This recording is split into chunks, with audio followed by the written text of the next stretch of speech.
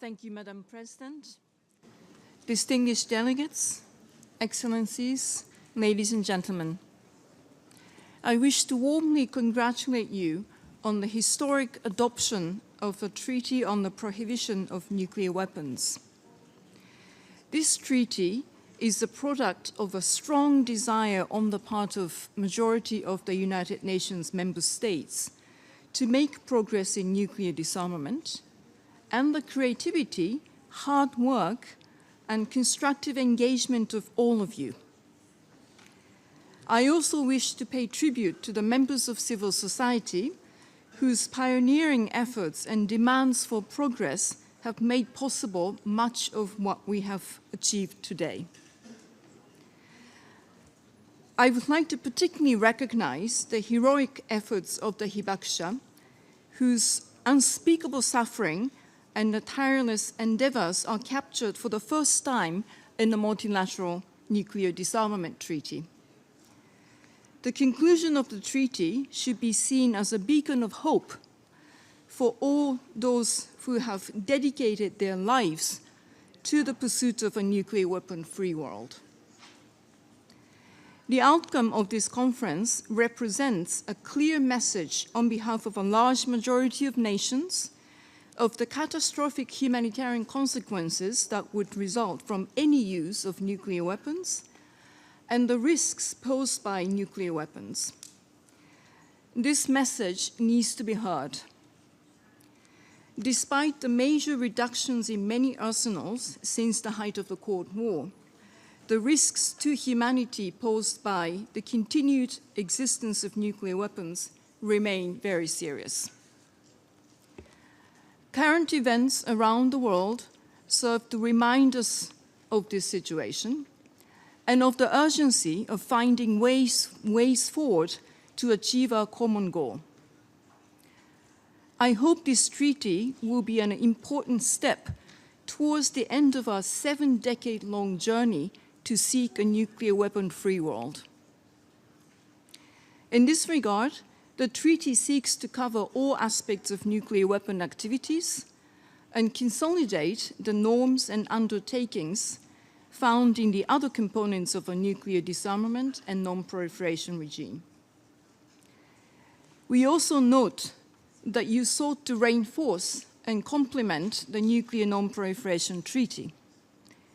You designed a new treaty to ensure that no state can evade the basic safeguards that underpin the NPT.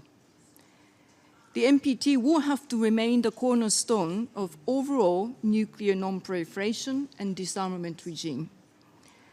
The provisions on safeguards in the new treaty recognize the significant efforts over recent decades to improve the safeguard system and require parties to maintain the safeguards that they apply without prejudice to additional instruments they may adopt in the future.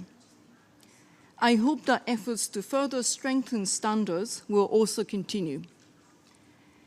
The innovative disarmament provisions in the text reflect a strong desire to ensure that the process of nuclear disarmament is inclusive. As the preamble rightly points out, the risks posed by nuclear weapons concern the security of all humanity, and thus all states share a responsibility to prevent any use of nuclear weapons. The inclusion of pathway to allow nuclear-armed states to participate from day one should be seen as a signal that the door to multilateral dialogue remains open. This aspiration of openness is also embodied in the approach of the disarmament provisions. These reflect the reality that the verification of nuclear disarmament will be a sensitive process that must occur within an appropriate institutional context. As it is not possible now to identify the international authority that could take on these responsibilities, the drafters of the treaty have prudently decided to leave this matter to future negotiations.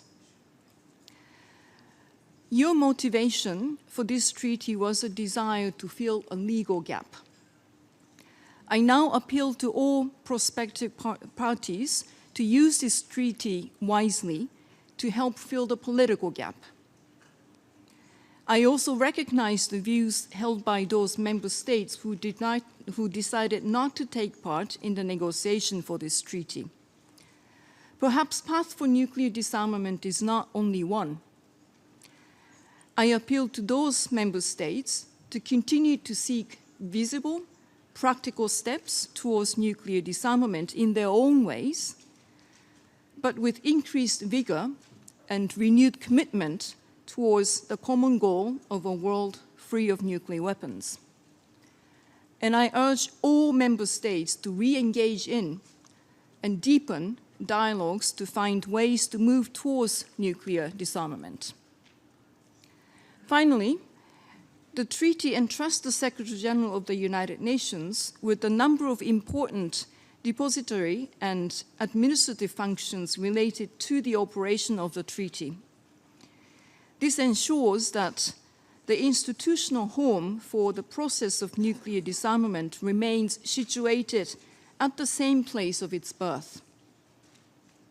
The United Nations remains the most appropriate venue for this cause by virtue of its near universal membership, its primary responsibility for peace and security, and its role in upholding the principles of humanity. Congratulations to you all once again, and thank you very much.